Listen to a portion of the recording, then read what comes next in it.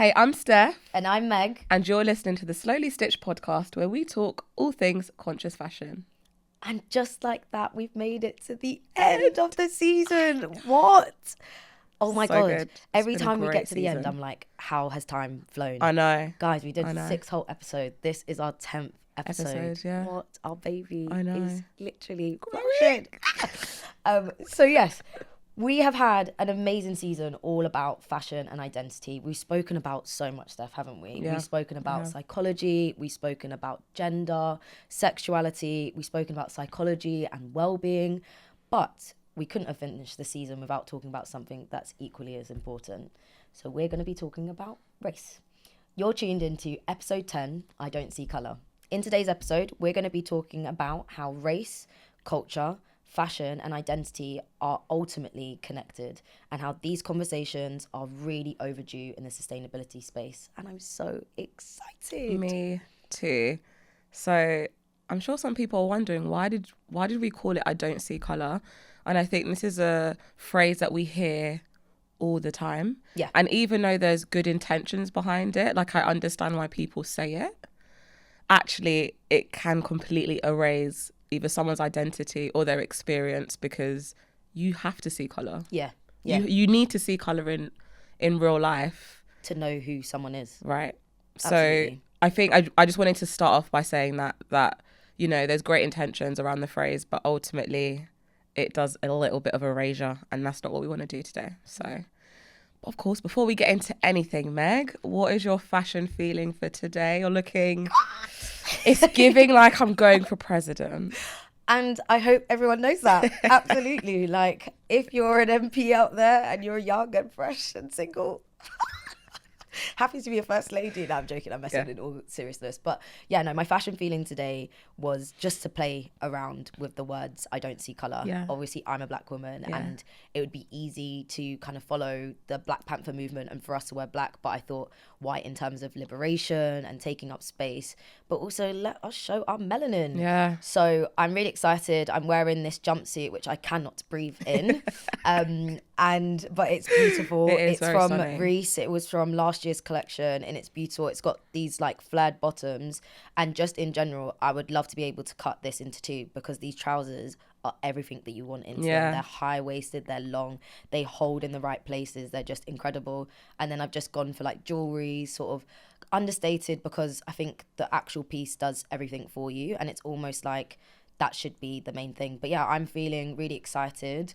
I feel nervous sometimes because talking about race is never easy, so I feel a little bit anxious, but apart from that, I'm just super proud of us because these conversations need to happen and we need to take up space, and I'm really glad that our outfits today do that. So yeah, that's my fashion feeling today.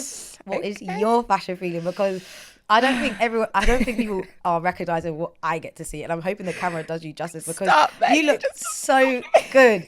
This is giving that you've written best-selling books. I mean, one day are giving like Danessa, like that you've got a makeup line. It just is gorgeous. So thank you. Talk us through your fashion feeling today, Steph. I think, again, to your point around, we didn't want to do that kind of Black Panther, maybe what people would expect us to do. When you're talking about these we really wanted to match today. I feel like we just wanted to match because we're talking about race. It's something that affects both of us. So yeah, we just went for this. I love it.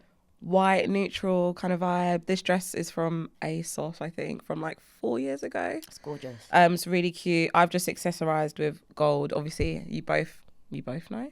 We all know that Meg and I are complete opposites when it comes to jewelry. I'm a gold babe. She is a silver babe.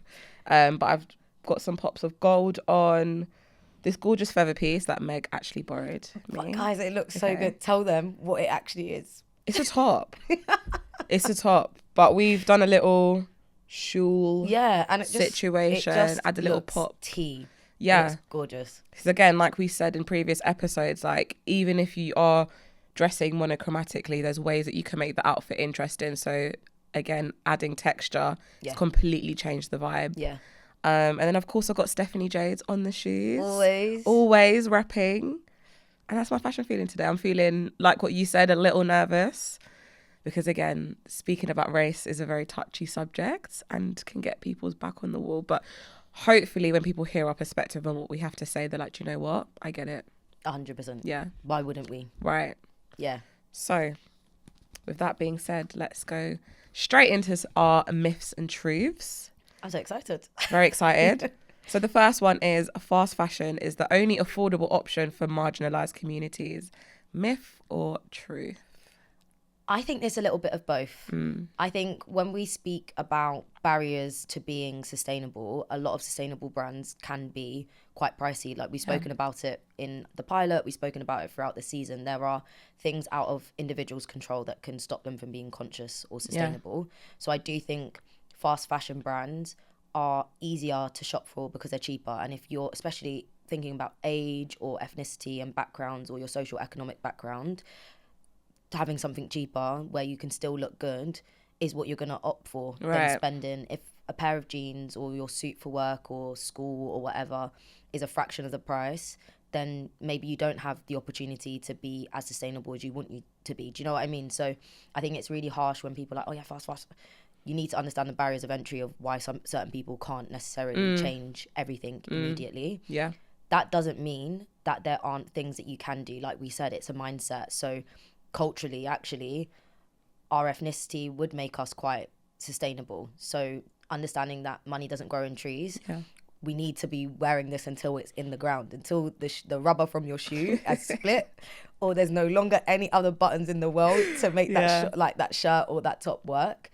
So I think it's quite a difficult one because, again, in the same way that if you say that you don't see colour, that's like saying that you don't see class or other barriers. So I think we need to be mindful when we have those conversations. So, yeah, I'm a little bit on the fence. What do you think? I agree. It's difficult. I think it is a really difficult one because we'll get into it later on, but a lot of the time these marginalised communities are the ones that are most affected by fast fashion and just the supply chain in general. So I can see why that would maybe be their only viable option. But again, to your point, at the same time, a lot of the time, if you come from an underrepresented background, by nature, your culture is sustainable. So actually, you have more options because you have a different mindset to the way you approach clothes and, just keeping them and maintaining them. So I'm kind of on the fence as well. Yeah. Now that we're both on the fence, what do you guys who are listening or watching at home, what do you think? Do you think fast fashion is the only affordable option for marginalised groups? And what do you see as barriers of entry to being sustainable and conscious for marginalised groups? Yeah. So I think that's an interesting one because I think, we're very similar on that. Yeah. My next one, buying from POCs, so people of colour, or black-owned brands means I am more of a conscious buyer. Is that a myth or a truth? I don't want to say I'm on the fence for all of these, but I think I'm on the fence again for this one. Yes, because you're acknowledging that a lot of the time brands that are owned by people of colour don't tend to get as much spotlight as other mainstream brands. Yeah. So in that sense, you are, I guess, being more conscious because you are actively, consciously supporting them and helping their brand to grow. But at the same time, what is their business model? Because if it's a fast fashion brand owned by a person of colour, still it doesn't necessarily mean you're conscious because it's a similar model to what the mainstream brands are doing. They just happen to be a person of colour. So yeah, I'm on the fence with that one. Yes and no. Yeah. Yes and no. I think based on what you just said, I would say it is a myth because just because you identify with the individual or creative doesn't necessarily mean it's always better. It's the same as when we think about like race politics and things that will happen in the UK and in the US around, you can have a black candidate who descriptively looks like you and you're thinking, yes, movement, people, representation. But actually the inner work and the makeup and I guess the ideologies and mindset someone has can be so different. So it's, again, I don't see colour that assumes that every person of colour is one homogenous group. We all like the same things, that we all do the same things, when actually we are so different. There are so many nuances to being black or a person of colour, And yes, while you are being more conscious and sustainable in the sense that you're distributing wealth differently, which is amazing. That's why we had the whole movement Black Pound. Like, why not? If you've got someone local down the road that's doing the exact same thing, isn't that better? Because in the economic food chain, you're helping somewhere else, you're redistributing. But when we think, and I know we'll get on to talking about it later, sustainability is also about ethical things as well. Some Black businesses or businesses owned by ethnic minorities are literally using the exact same processes as massive fashion brands. And even when we're having the conversation about the hair movement and virgin hair and pure hair, like when you actually look at the like ethical nature behind that, a lot of us are actually adding to the problem. And I don't want to get cancelled now to tell people, oh, like policing Black people and Black women's hair, but there's a lot of things that we need to be thinking. It's not just about, I support the people, support the cause. We also need to be really strict with actually our processes. We could do better, because if we know that these processes are exactly the same, we're adding to it. We need to make it better. It's not just about putting money in it. It is how things are manufactured, living conditions, wage discrepancies, like all of those things count. So I think based on what you said, we need to be more woke and challenge these things, because actually just because I bought from you or I bought from your brand, how do you make your shoes? How is your coat? How is your materials sourced? You're no better. The only thing that we've done is we package it up as someone that looks like me. Yeah. Was it blackwashing? Yeah. You know that they've got greenwashing. Are we blackwashing things as well? Like, I mean, it seems that way sometimes. Do you know what I mean? Sometimes. And I guess the next one, which is basically what we've been talking about, but if it's ethically made, it's automatically inclusive. Go on, spit your facts. It's a myth. Definitely a myth, because something can have the right processes in place in order for it to be deemed as ethical, whatever that means. But who's in those rooms? True. Yeah. Who are in those rooms? Very, very true. How do people define inclusive as well? Like, what characteristics are you actually measuring that against? But if it is, race, socioeconomic background, gender, religion, sexuality, like if we're looking at all of those characteristics, actually, do your team or the people making the product look like that? Yeah. Does it actually symbolize society? Like, does it kind of cover a wide range of people? Because if it doesn't, then okay, it's ethical, but it's not inclusive. Yeah. No, I love that. No, I've got nothing really else to add. I think that is like the brilliant makeup. It's just looking at the question before in a different way. Yeah. Like, you've got processes and then you've got people, like you always say. I think that's brilliant. 100%. And the last one for you, Meg, is sustainable fashion is colorblind. It doesn't need to talk about race. Is that a myth or a truth? Definitely a myth. Like, I think based on everything that we've said, like, there are so many different cogs that are moving constantly, and if you don't look at them in detail, you'll miss the whole point. And actually sustainability becomes a myth itself. Can you ever truly be sustainable if you don't look at these things? So definitely a myth. And if it is colorblind, then people are being ignorant and choosing to be ignorant. Facts. I agree with everything you just said. I don't really have much to add, to be honest. So I guess we can jump straight in to the episode. So we're not going to delve into manufacturing processes in this particular episode. No. That will be for season 2. Oh my God. It's coming up very, very soon. And we're going to use season 2 to dive more into materials, processes, what to look out for, what do you like yourself. Yeah. But it's really important that we think about the people making our clothes. Absolutely. So we've briefly spoke about the product life cycle in the pilot, but I'm going to read, over 60% of clothing production is made in Asia, and over 90% of secondhand clothing are sold back to Africa, which is the largest in the world. Scary. So that's really scary. That's scary stuff. They're massive numbers as well. Like, huge if you numbers. Don't take a second to take that in, like 60% of all clothing in Asia, like the garments that we're all wearing today, right? Like, even when you're listening to this at home, like the trousers that you're wearing, the top that you have, the coat that you have, the pajamas, your underwear, things that you wear every day, 60% of them come from Asia. And I think that one, when we were doing the research, around 90% 90% of secondhand clothes are sold back to Africa. Like 90% is huge, because being sold back and being used are two different things. Right. And that's what people miss every time. Every single time. And again, we'll get into this later, but that product life cycle, what actually happens to those pieces that you give to charity or you dispose of, most of it is not going to the charity shop to be sold. No.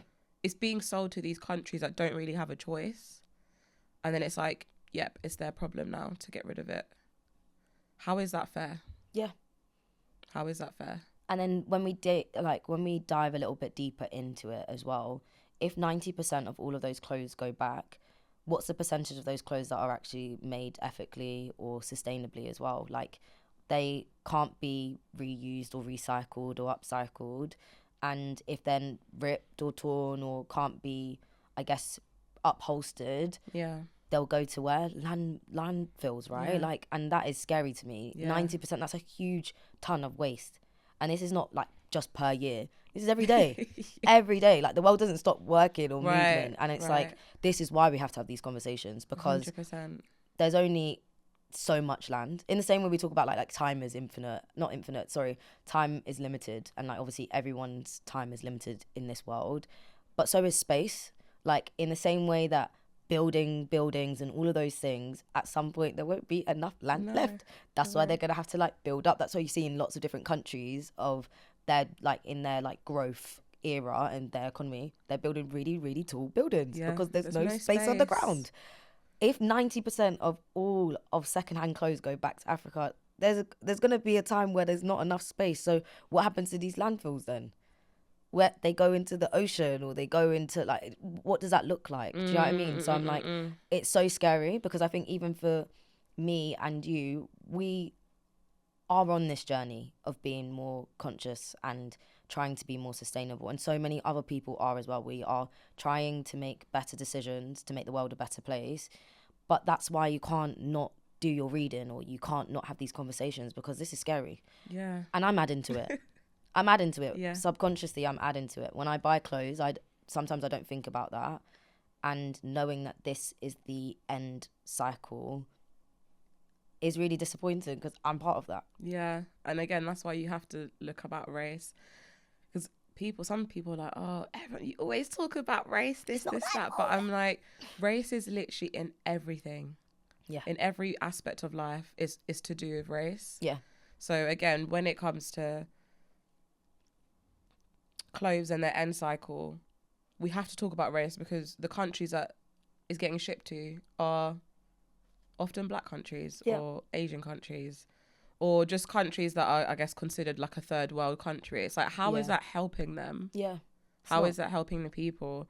So we really need to start looking at sustainable fashion initiatives, and they need to address the racial inequalities that exist in the industry. And just, I really want to emphasize the fact that any type of environmental concern is always intertwined with social justice. They go hand in hand. So you can't care about one and forget the other. Yeah.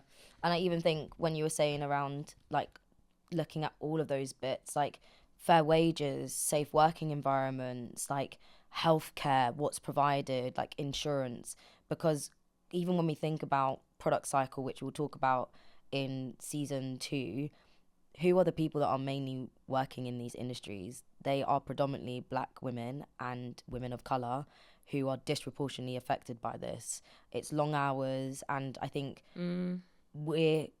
even though it's difficult to talk about, we need to advocate for diversity and inclusion in hiring, promotion within fashion industries, because you need people that care about this. Like, and it tends to be that the most diverse voices care about this the most. So it's like, unless they're in the room, no one's caring about some of these women who are most affected by clothes and the garment industry. And this has been going on for years.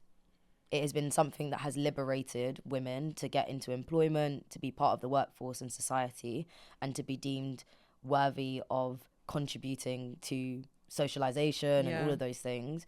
But in 2025, things haven't changed. Like, women are being able to diversify their jobs, their income, but not all women. and not in all countries. And this is why it's really important, because there are a lot of women and women's voices that are being left behind. And that's why we have to go beyond just the numbers and looking at kind of just the product itself, but the people behind those products. And I always have a rule of thumb, like I say it to my friends or anyone that's just trying to curate their wardrobe in a better way. Really think about why that top is £3. Oh, stop. Let's really think about that. No, you're right. How much is that woman or man on the end of it getting paid? Yeah. It's £3. Are they even getting 1p? In the grand scheme. In the grand scheme of things. Yeah, no, that you're process is so long that actually there's so many steps before it actually gets to them. How much are they making? So even now when I see clothing that's super cheap, and I'm not saying that clothing that's super expensive is better necessarily, but more time it is. Yeah. But if I see something that's £2 that's being advertised to me on Instagram, I literally say, do not show me this type of ad again. Because I know what goes into making that piece. And I know that person is not getting that much money.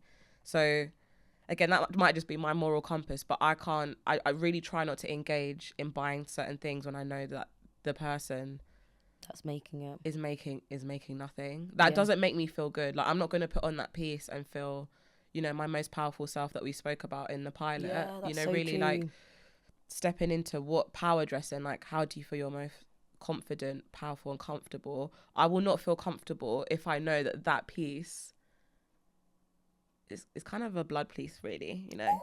Not slavery still exists, right? 100%. That's not going to make me feel powerful in that moment, because it leaves a bad taste in your mouth. Yeah. And that's why I really want people just to think about these things a little bit more. Yeah. Because if everyone did that and we bought less, they'd have a great positive effect, you know? Exactly. Like the overconsumption that we live by now is obviously making this worse, because there seems to be a need for it. There's always a need. There's always an occasion. There's always something to do. And in a world of social media, you are pressured to have new, buy. Yeah. But at what cost? And I just love what you said, which was, obviously we've spoken about the mistresses of fashion and like politics behind it. And even that idea around power dressing and clothes being able to be your way of showing your political signals. If you believe in equality, you believe in better opportunities and fair wages, then you wouldn't actually opt for those brands. And actually, your clothing is going against some of your moral compass and your political beliefs. And I think once you put it that way, that's proper, like, there's one thing that I'm definitely going to take away from this conversation is, like, practice what you preach, but also it's way deeper than just putting on a fit in the morning. Like, it's not just about the numbers. There are real people behind this. And when we were talking about our fashion icons and our mum and your nan, like, if they didn't get the privilege, because it is a privilege, like, that they were able to leave their countries and come here for better lives. Yeah. What better may look like is very, very nuanced, and it's hard to, like, go into in such a short amount of time that we have today. But that could have been them. You know, that whole thing that's going around at the moment, that butterfly effect. Yeah. All it took was just, like, one, they didn't need to, you know, meet whoever they met. They didn't need to have had that opportunity. They didn't need to go to that school or be there in that time. And their life could have been very, very different.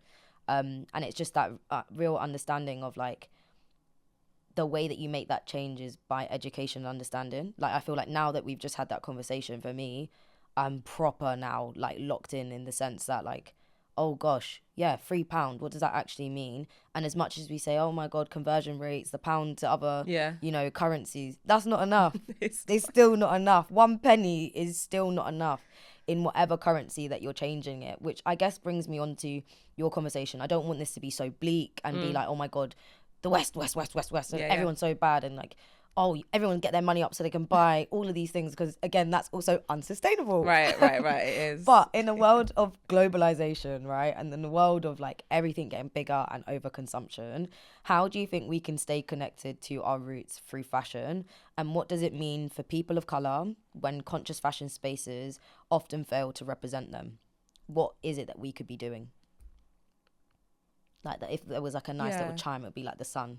So it's like, looking ahead, like, what could be a solution or something where you feel like you're so tiny in this space and you can't have much of a change? What is something that we can actually do? I think you touched on it earlier, which is quite nice. Like actually looking at your local communities. I think we're very blessed that we live in London, grew up in London. You're bound to find someone from your country or similar culture. So that's the first thing I would say. Like try and engage with those types of people. Yeah. Because not only are you kind of sharing that culture and appreciating your culture, it allows you to really stay rooted in it as well. Yeah. Especially as, guess you're first gen, I'm second gen, born here. The more generations that are born in the UK or the Western world, that culture does start to become more diluted over time. Like not even just fashion, food, language, music. Celebrations. Carnival. I knew that would she make just you had to giggle. bring up, wine up the waist. I knew it. I was like, yeah, that's one, because I remember us having a conversation about it. Yeah, but it's like, I think sharing culture is a beautiful thing, right? We all like traveling, we all like to experience new things, but actually there needs to be a level of, I guess, preserving that culture. So again, can you shop brands that are from your culture? Can you shop from brands that are from your country? That's another thing. Ooh. Like, for example, I feel like that's something that Nigerians do so well. Like, I recently went to a Nigerian wedding and they got their clothes made in Niger. Yeah. And brought it back. That is the perfect example of how to support your culture directly, because not only are you finding a tailor there and giving them that chance to kind of make your clothes and be part of something that's you'll forever remember at your wedding. Is like you'll have pictures, you'll talk about it, you'll share it with your children. Like that's like the perfect way of really celebrating your culture. Yeah. And I guess if you can't do that, try and interweave it into your style as well. Like I'm trying to think of an example. I don't know. Like kimonos, right? I don't know too much about the history of kimonos. I need to like probably research myself. But I know there's historical context, there's probably religious context or just societal context in general. But actually, how can I take that beautiful piece? Okay, not me necessarily, but if you're from that culture, I don't want to culture appropriate. If you're from that culture, how can I like wear my kimono but in a modern way? Yeah. Bring a little je ne sais quoi, you know? Yeah. So I think those are probably the two easiest ways I think that you can really kind of keep your roots alive and stay connected and stay grounded to that. I love that. So it's like being able to have like a piece of your culture with you in your wardrobe anywhere you go, and like not waiting for like just special occasions. But also being embedded into the scene. So you remember this year for Fashion Week, Africa Fashion Week was really big in 2025, right? And I know we tend to, when we also talk about color, there's a huge amount of like generalization of like everyone's the same. But there was like Nigerian Fashion Week, but there was also South Africa Fashion Week, and they were very different cultures, very different styles. And it was really nice to see Black designers experiment and also be like, you know what, I don't want to go to Milan, I don't want to go to London, we've got amazing style here as well. And I think that is really cool, like being able to research like who's up and coming into those spaces. But a lot of like Black British or Black American designers as well are doing a lot of like fusion, right? A lot of the like brands that we see at the moment, they have a lot of fusion in them, from their names, the storylines, the threads that they use, the certain colors, the stories behind like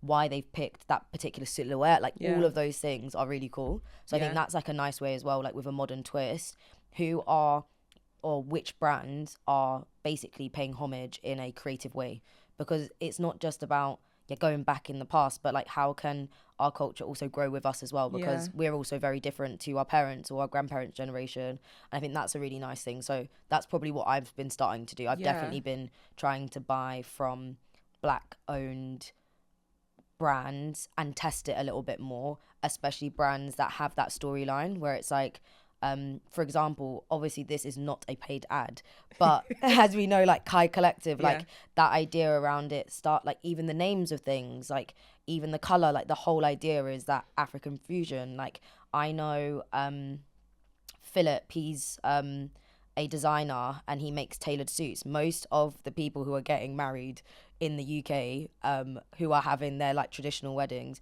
are buying not only just suits like for white weddings, but for their trads through him. And he's literally like migrated from Nigeria, and he's here, and he's like studied law and now gone into kind of the fashion space. But that's really exciting to see as well.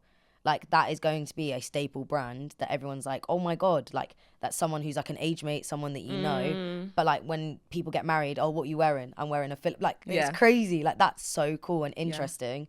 And that is kind of paying homage because of all of those materials and bits are sourced from back home. So it's really nice to see kind of a lot of like younger generation designers paying homage in the threads and their storylines, but also working with local manufacturers back in their home countries kind of to source that more ethically. Like there is again a redistribution of wealth, but also a redistribution of mindset. Like instead of going to T whatever J, not no, that's the pasta, sorry. What's that one? TM Lewis, what's it? One thing about me, oh my God, sometimes English will like escape me and I'm like, God, what is going on? What is the one? Something cute. We don't talk about that. I am making it way worse. Whatever them shop brands are. Oh like, my God. My makeup is actually going to run. You need to stop talking. I'm waiting for you to throw me a bone or help me. Help me. Love me. Save me.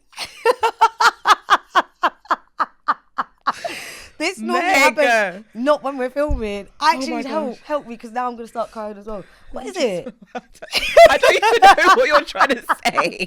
You know the high street suit brands? What are some of them? Throw me some. From the top of my head, I can't actually think. So you were giggling at me and you can't even do any better? Fanta. It'll be your own people. Okay, let's say Ted Baker. I know it's not high street. It's That's not fine. high street, but we'll go with Ted Baker. What's another one? I can literally see them. T.S. Lewis or Ella, Is something. T.M. Lewis or something? Something like that. Something like that. And then Charles something. Something. Anyways, we'll get there at some point. But guys, the only reason I was trying to say that is because of they were normally the only option. Yeah. Now there are more options. Yeah. And actually, if you spend just a little bit longer trying to find more options, you can actually be way more inclusive by doing that. And yeah, just thinking a beyond, like, we are creatures of habit, and sometimes it's difficult to try something new. I'm definitely one of them. Like, I am not your go-to consumer. One of my best friends is like, you can sell her anything, and I bloody love her. I'll use her as a hamster as a trial all the time. I'm like, would you buy this? Whenever I'm making something or thinking about stuff, I'm like, would you buy this? Would you watch this? And if she does, I know I've succeeded. Yeah. Because she's definitely more open to trying new things. For me, and if something works, I don't fix it. So I tend to be a creature of habit, shopping in the same places, wearing the same sort of things. Like, as we've seen through this season, me and denim, we go together real good. Real good. Like, me in trousers, good together, real good. So it's around, like, just spending some time being experimental. And I think what you said around building your wardrobe, like, how can your wardrobe reflect you better? And actually, my wardrobe should reflect me. I'm proud to be Black. I'm proud to be a woman. And I'm also proud to be African and Arab. Like, and I think it's like having those influences in what I wear as well, because basically my clothes are a language. You said clothes were science, but they're also a language as well. And I feel like I would like to do that. And I think that's why you love Tracy Ellis like that much, because so it's bold. Like, you see a lot about who she is before she even opens her mouth because of how bold her clothing is, and I just love that. 100%. And I can't remember when I was watching it, but when was it? It was Michelle Obama. I can't remember, maybe it was around election time, but she wore something where she wore like this necklace that had shells on it, but it originated from like an African like, I think it was very much, I don't know whether it's her culture or whether she's from there or whether she was just paying homage, I'm not sure. But I thought that was even just like a nice little way, because you've kind of got like the westernized fit, but you've brought in an element. I love so that. Even looking at, you kind of touched on it, like looking into the materials that maybe is really prominent in your culture, is there a way you can weave that in? So rather than feeling like, oh, I have to shop from a brand that's from that country, or because I get it, for some people that might not be viable, but even just looking into the materials, because that's also part of your culture, part of your story, and part of your ancestors' stories as well. Like, they're obviously going to wear certain materials because of certain like climates or particular things that they were doing. So there's nice little ways that you can kind of weave into that culture, even if it's not super obvious. Oh yeah, like, you know, African print. It doesn't have to be. No. Do you know what I mean? It doesn't have to be like that. Or like a sari if you're South Asian. It doesn't have to be like that. Like looking at the materials or the way things are embroidered. There's so many different ways that you can incorporate that into your style, which is pretty cool. No, I love that. And I think when you were speaking, I had like one of those weird light bulb moments that I have all the time, and hopefully I can articulate it correctly. But I almost see it as in the way that globalization hasn't affected our palates and our food choices. Well, I can only speak for my family, but yes, there are world food aisles in Tesco's, right? But when you want the good stuff, you go to the local boss man, you go to your local butchers, and especially coming from like on my mum's side, like an Arab Muslim side, like getting halal food, you would go out your way. Yes, there could be Tesco's there, but you'll go to the actual local where you've got a relationship with. And that is a conscious decision that most people from ethnic backgrounds do, right? To go get food. So if we thought about our clothes in the same way that we think about food, like, yes, you can go to Tesco's, but wouldn't it be better to go get something that's even more authentic and remind you of home and is actually sourced from home? And that's kind of how we can think about it. So instead of going to Tesco's, go to your local. Yeah. Like, when you were saying that, that's all I could think of. I was like, oh my God, we do it with food. Why don't we do that with clothes? For sure. And I think, oh. It was so good that it made you lose your breath. I love your laugh so much. It's actually the funniest thing. Oh my God. No, I've completely forgot. My train of thought is gone now. What was I trying to say? Oh, that's what I was trying to say, actually. Like, going back to your Tesco example as well, like, let's say, like, a Tesco's like a pretty little thing. You're throwing me off. You're throwing me off. Go for it. I'm done. Let's say like a Tesco's a pretty little thing. Yeah. And I don't know, there's like a brand from your culture. Girl, get yourself together. Okay, I'm together. It's fine. I think as well, sometimes people use the excuse of, oh, but like smaller brands tend to be more expensive and I understand that, like, you might not be able to afford it, but again, once you kind of figure out what you like and what you don't like, save. Why do you have to get it right now? That's such a good point, actually. Because I feel like people of colour tend to come from communities and a culture where, like, waiting is good. Even if you think, for example, like, people won't move out until they get married. Like, they wait for that moment in their life. It's like, that's so good. It's the same with clothes. Like, why do you have to have that piece tomorrow? Because if we get out this thinking of, I have to buy for an occasion rather than kind of remixing what's in my wardrobe already, well, just wait a little bit, man. Save for a couple of months. Because trust me, when you get it, the feeling when you open that package, you're like, oh my gosh. It's like, oh my gosh, this is so good. I've supported like a local brand or a smaller brand, and you just feel better when you're wearing it. So I just really again want to encourage people as well, like, again, I think I've said it before, but the art of waiting is being lost, and there's actually a lot of beauty in that. I love that. And I've not even thought about that. Like, I guess for us both, when was the last time you had a piece of clothing on your wish list, like, that you've saved and been like, yeah, I'm gonna go get that? I mean, I save things all the time, but yeah, I'm the type of person, I will save something and I'll keep looking at it. Okay. And I'm like, okay, if I want this in 2 months' time, I'll get it.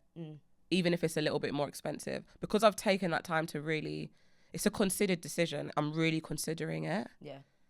I've got this jacket on my wish list. It's like, it's kind of like a spring/autumn, like you could wear it either or. Yeah. And I'm like, I'm definitely going to get it. I'll show you after, but it's like banging. It's like £250. But again, I'm like, it's my style, like kind of bigger sleeves, like fitted. Oh, I love that. So I'm waiting though to buy that. Yeah. Rather than like, I'm either going to get it now, I'm just not going to get it at all because it's too expensive. Like, no. No, I love that. See that. I don't think I've done that for a long time. Yeah. I think because I've been in a process of like constantly buying for occasions or again, like my Stitch identity was I had a work personality and I had like a personal brand personality, and then I had Meg, who often wouldn't come out because I'd be working 24/7. Yeah. I haven't really had like a moment to be like, oh my God. I used to remember like when I was younger waiting for drops of shoes. Like I'd wait for, you know, a collection to drop. Me and my brother will be like on the site waiting for that. I haven't done that in ages. It's been a long time. Instead of being like, oh, I've got something to go to and just I'm window shopping, I end up picking things up. It's been a long time over I actually sat down and been like, what's actually something that's out at the moment that I'm really craving and want and need? And actually, what would I be saving that for? Like, what am I looking to do? Like, is it that I'm actually been looking for a brand new black coat or cloak or something for the winter and I'm on the hunt now?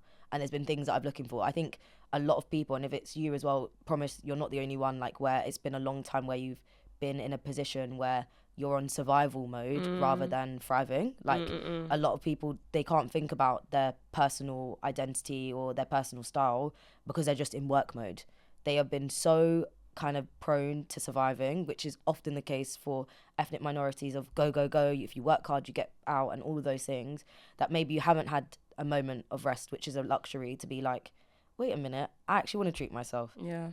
Like in the same way that you go on holiday and you treat yourself when you can pay it slowly, like what about that budget for that bag that you really want, or those sunglasses that you really want, or that fit in particular because it's your birthday, you want to save up for when your birthday comes, and it's that, and it's like you've been looking at it for some time and you're waiting for it. I just love that because I don't think I wait enough. I've definitely come into that position of like being reactive rather than proactive, and I think again, that's something I'm definitely going to take away. Obviously, we've got the practical bits now of what to look out for, how to embed it into our style, how to be more mindful. We're understanding the contextual bits to it. But what are some other things that we also need to be conscious about? There is the embracing bit, but there's also being hyper aware of protecting these things and protecting it for the right communities. Obviously, there are conversations around cultural appropriation, and I guess as much as multiculturalism is a thing, sometimes that can wash out the traditional meaning and heritage behind why certain people or certain cultures wear what they wear. While like we were having these conversations in 2025, there's been some really big things that have happened, right? We had the Opoly thing like a couple of months ago, with their new collection in the summer, and I guess their wedding line, that's what they're calling it, of like wedding guests, which I know you're going to touch upon, but also with the Met Gala that's just happened, and thinking about the theme for this year being like dandyism. Like we are seeing a lot of cultures being put onto the mainstream, which is great. But I guess what you always say, and I think touching on bits that you've studied as well in your masters, what should we be mindful of? We have to be very mindful that if we are going to seek inspiration from another culture, that we always give their flowers, number one. Because otherwise it really does fall into cultural appropriation, and it's just not nice. Like, I did a TikTok video on this like a few months ago. First of all, the hate was... If you're watching this and you commented something bad, I'll find you. Steph's friends and family, we're good. We love her. We'll find you. But also, what a sad little life, Jane. Like, what a sad little life. Okay. So I made a TikTok a few months ago. Yeah. And the way people were coming for me was actually ridiculous. Yeah. So I was speaking about the whole Opoly situation and how they were ripping off South Asian culture, Desi culture in one of their recent collections. I was like, what is going on? I get speaking about race is touchy for a lot of people, but people's racism really comes out. Yeah. And it's like, you're not even the ones I'm really talking to about this. I'm not, I'm just stating my opinion, and it is bad. You can't take inspiration from a culture and then rename it, which is what they did. Yeah. It's like, we can see the direct comparisons that you was inspired by this particular thing, this particular garment, but for you to then turn around and rename it as, I think, Scandinavian scarves or something. Yeah, no, and I thought, oh my goodness. Like, that's just so unfair. Like, what Opoly could have done, or what brands in general should do if you want to take inspiration from, other cultures, work with people from that culture. Could they not have done a collaboration? Could you not have done a collaboration with a small South Asian designer? Could you not have, maybe if you don't have a South Asian designer in your team, could you have brought a freelancer in so you really understand the nuances of that culture, why they wear it, how they wear it, what does it mean, the colours, the fabrics, what's the symbolism behind it? Because then you're enriching the the collection. It's not just oh yeah, this is a cute little wedding guest. It's like there's a whole like story behind it. So I think that you have to be very careful that you don't kind of fall into those grounds of cultural appropriation, because if you are from that culture, you know, culture I do think is meant to be shared to a certain degree, but you have to do it in the right way. So even as a person, if you see that's happening, try not engage in it. Like don't buy it. Actually, can you buy from that particular, like from a designer that's from that culture, because then it feels less icky. Yeah, no, I think you're right, because it does. It was and I saw a lot of creatives like from that culture talking about it. A lot of Asian girls like kind of speak up around the symbolism behind it as well, kind of similar to us around like our skin tone. Yeah, it was something that we used to be picked on about. Like people used to make fun on non-school uniform days, them coming in wearing their traditional wear, and now because it's called Scandinavian and then we've flipped it and it's in a nice little pastel, that it's changed. And it's like, actually there's a lot of trauma that comes with a lot of heritage clothing, because before it was trending, there's actually a lot of marginalization because of what you were wearing, right? So I really love that, but I also love how you can get it right. I think Vogue did something amazing for the Met Gala, and it was probably their best piece of journalism for a long time. It was and great. Dandyism. I think because obviously there's a very big difference between being Black British and Black American. We have it, and it was really interesting. One of the bits on the videos was around how dandyism penetrates Congolese culture. You know, everyone always giggles about, the Congolese uncle, the pattern shoot. He's wearing like 6 different prints at the same time. A Congolese uncle would love my tracksuit, my leopard print tracksuit. And it was that idea around, actually, because of being Black and being on the fields before and how that's transformed, like dandyism was a protest of like, actually the way I look, I'm not any different. Actually, I look proper, I look great. I'm no longer called a boy and to go get, I'm a man.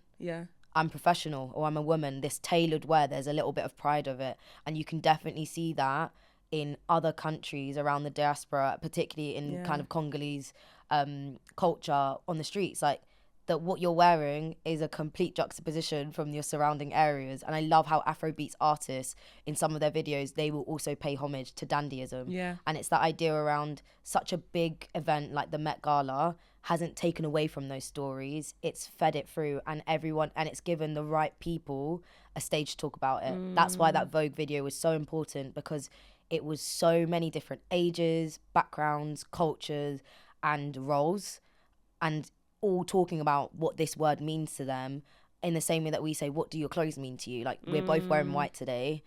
What does the color white mean to you? What does dressing up in your style mean to you? And I thought that was just brilliant, because I think that's a way of gatekeeping, because it wasn't like, oh yeah, we're just doing tailored wear this year. No, we're doing a specific type of tailored wear that comes from Black culture, and we are using a whole board of Black men from all different backgrounds. Like sport, the fact Lewis Hamilton was on that board, insane. Like, you would never even think that sport and fashion coexist, but it's a type of profession, right? So yes, he would have had to wear suits at some point of his life, or how he leaves his house is really important. And I just loved it, and I think that's a good way of like paying homage to culture, putting the right people's voices ahead, and also having other cultures that might not directly relate also be able to embrace it and be part of that movement. Like, but it's not removing the heritage and the context behind it. And I just love that. I want to wear suits everywhere now.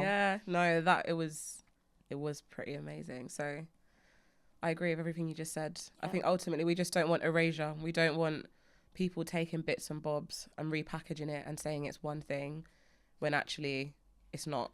Because the more generations that go along, you can see how in 200 years people could believe, for example, let's say the Opoly thing, they could believe, oh yeah, that was a Scandinavian scarf. And you're going to be like, what?